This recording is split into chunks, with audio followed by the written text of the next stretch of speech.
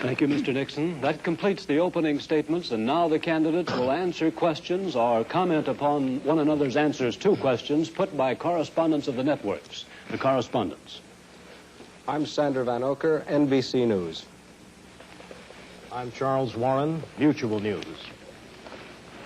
I'm Stuart Novins, CBS News. Bob Fleming, ABC News.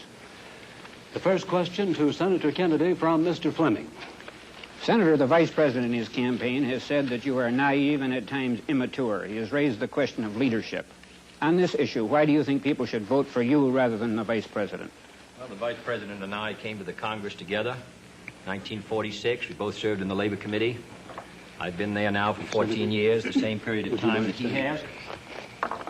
So that our experience in government is comparable. Secondly, I think the question is, what are the programs that we advocate?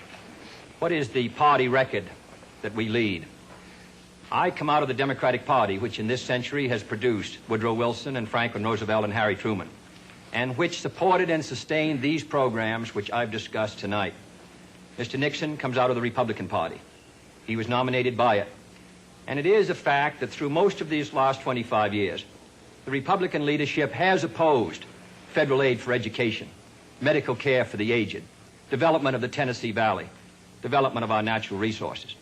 I think Mr. Nixon is an effective leader of his party. I hope he would grant me the same. The question before us is, which point of view and which party do we want to lead the United States? Mr. Nixon, would you like to comment on that statement? I have no comment. The next question to Vice President Nixon from Mr. Van Oker. Mr. Vice President, since the question of executive leadership is a very important campaign issue, I'd like to follow Mr. Novin's question.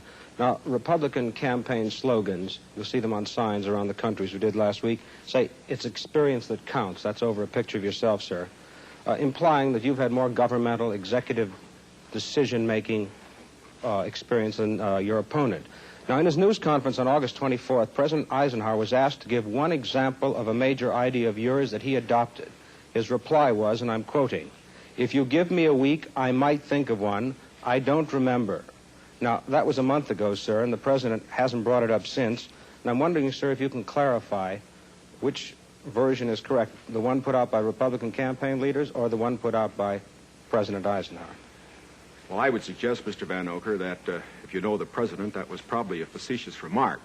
I would also suggest that insofar as his statement is concerned, that I think it would be improper for the President of the United States to disclose the instances in which members of his official family had made recommendations, as I have made them through the years, to him which he has accepted or rejected. The President has always maintained, and very properly so, that he is entitled to get what advice he wants from his cabinet and from his other advisors without disclosing that to anybody, including, as a matter of fact, the Congress. Now, I can only say this. Through the years, I have sat in the National Security Council. I have been in the cabinet. I have met with the legislative leaders. I have met with the President when he made the great decisions with regard to Lebanon, Kimoy Matsu, other matters. The President has asked for my advice. I have given it. Sometimes my advice has been taken. Sometimes it is not. I do not say that I have made the decisions, and I would say that no president should ever allow anybody else to make the major decisions. The President only makes the decisions. All that his advisors do is to give counsel when he asks for it. As far as what experience counts and whether that is experience that counts, that isn't for me to say. I can only say that my experience is there for the people to consider. Senator Kennedy's is there for the people to consider. As he pointed out, we came to the Congress in the same year. His experience has been different from mine. Mine has been in the executive branch. His has been in the legislative branch.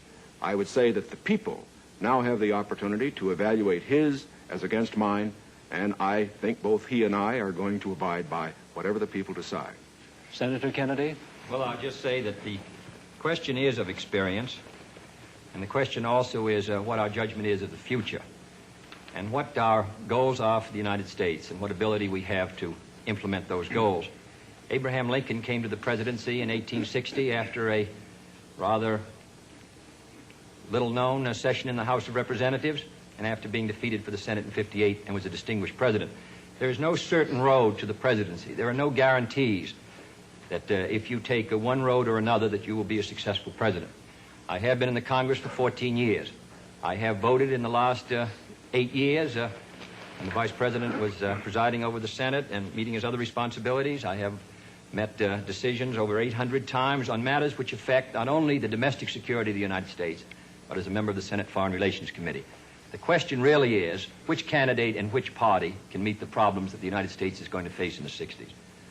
Mr. Vanocur's question for Vice President Nixon. Mr. Vice President, in one of your earlier statements, you said, we've moved ahead, we've built more schools, we've built more hospitals.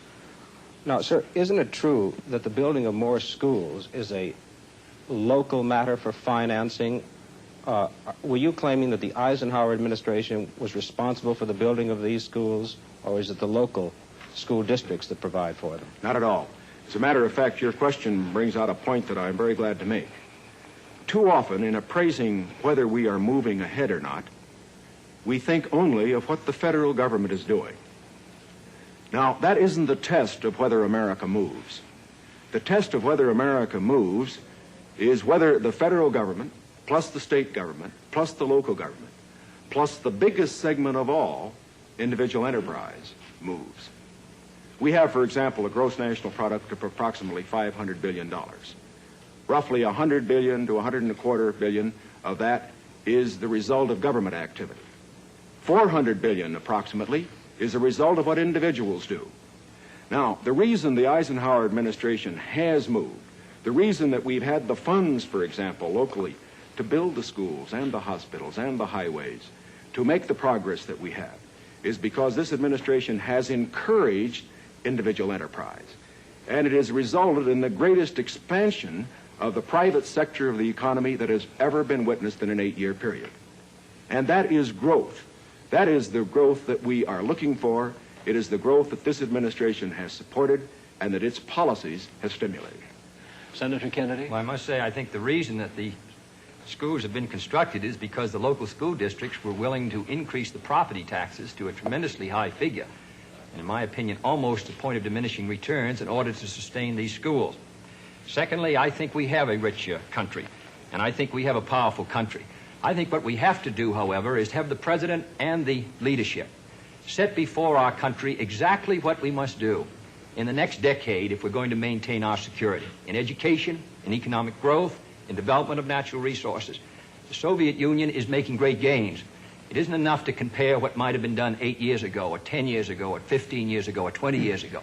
I want to compare what we're doing with what our adversaries are doing, so that by the year 1970, the United States is ahead in education, in health, in building, in homes, in economic strength. I think that's the big assignment, the big task, the big function of the federal government.